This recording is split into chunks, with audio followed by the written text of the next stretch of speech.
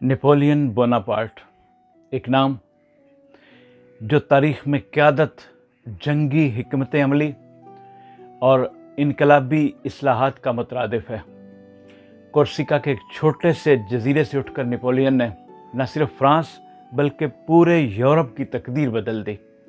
आइए नेपोलियन की ज़िंदगी के मुख्तलिफ मराहिल और अहम वाक़यात पर एक तफसीली नज़र डालते हैं।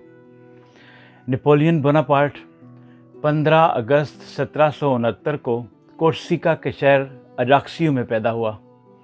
उसका ख़ानदान अतालवी निजात था और उसके वालिद एक मामूली वकील थे। बचपन से ही नेपोलियन का रुझान मुताले और जंगी किताबें पढ़ने की जानिब था।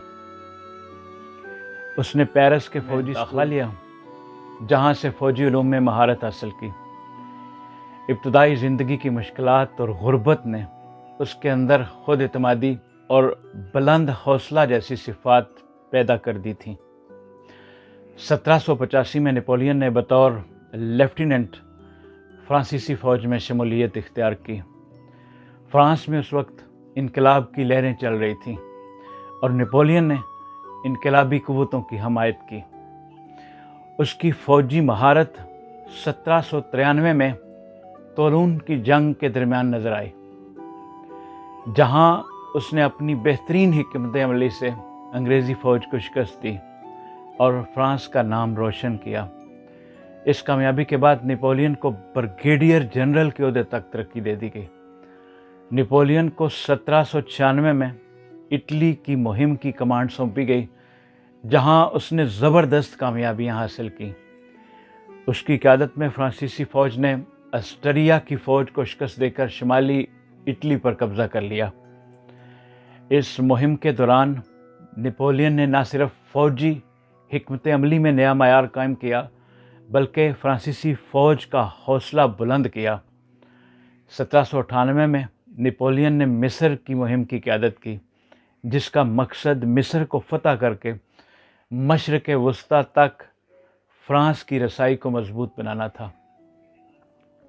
अगरचे अस्करी लिहाज से वो मिस्र में बहुत कामयाब ना हो सका, मगर इस मुहिम ने उसकी शख्सियत को आलमी सतह पर उजागर कर दिया।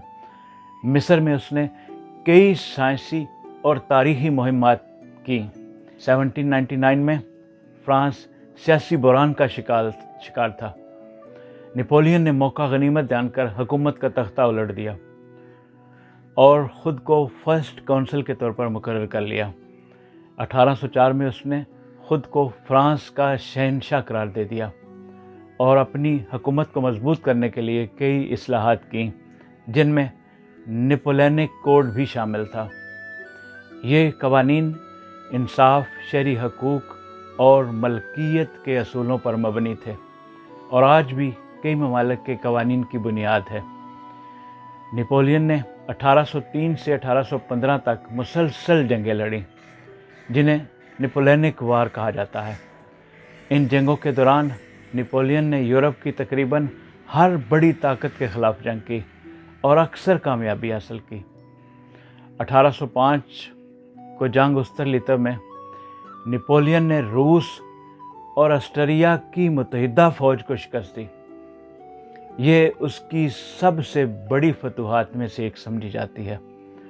नेपोलियन ने यूरोप के नक्शे को तब्दील कर दिया, कई नए ममालिक बनाए और अपनी हुकूमत को वसअत दी। उसकी फ़ौजी हिकमत अमली, जैसा कि मार्चिंग डिवाइडर और बैटल ऑफ इन्वेल्पमेंट में जंगी तारीख़ में नए असूल तय किए। 1812 में नेपोलियन ने रूस पर हमला किया, जो उसकी सबसे बड़ी गलती और उसके ज़वाल का आगाज़ साबित हुआ। अगरचे इब्तदाई तौर पर उसने मास्को तक पहुँचने में कामयाबी हासिल की, मगर रूसी फ़ौज की हिकमत अमली, शदीद सर्दी और रसद की कमी ने उसकी फ़ौज को तबाह कर दिया। इस मुहिम के बाद नेपोलियन की फ़ौज में बड़ी तादाद में जानी नुकसान हुआ। उसके दुश्मनों ने इस कमज़ोरी का फ़ायदा उठाकर उसके ख़िलाफ़ मुहाज़ खोल दिया। 1814 में नेपोलियन को इत्तेहादी फ़ौज के सामने हथियार डालना पड़े اور انہیں ایلپا جزیرے میں جلا وطن کر دیا گیا، مگر نپولین کے عزم اور حوصلے نے انہیں ایک موقع دوبارہ دیا اور 1815 میں وہ جلا وطنی سے فرار ہو کر 100 دن کی حکومت قائم کی، مگر واٹرلو کی جنگ میں انہیں فیصلہ کن شکست ہوئی۔ اس کے بعد انہیں ایک دور دراز جزیرے پر جلا وطن کر دیا گیا، جہاں اس نے اپنی زندگی کے باقی دن گزارے۔ نپولین بوناپارٹ کی موت 5 مئی 1821 کو سینٹ ایلینا میں ہوئی۔ اس نے اپنی ذہانت اور بہادری سے دنیا کو بدل کے رکھ دیا، اور اس کی سیاسی اصلاحات نے دنیا کے مختلف ممالک پر بڑے گہرے اثرات مرتب کیے۔ اس کی کامیابیاں اور ناکامیاں تاریخ کا ایک اہم حصہ ہیں۔ اس نے ثابت کیا کہ مضبوط ارادے کو دنیا کی کوئی طاقت روک نہیں سکتی۔ بہت شکریہ۔ السلام علیکم۔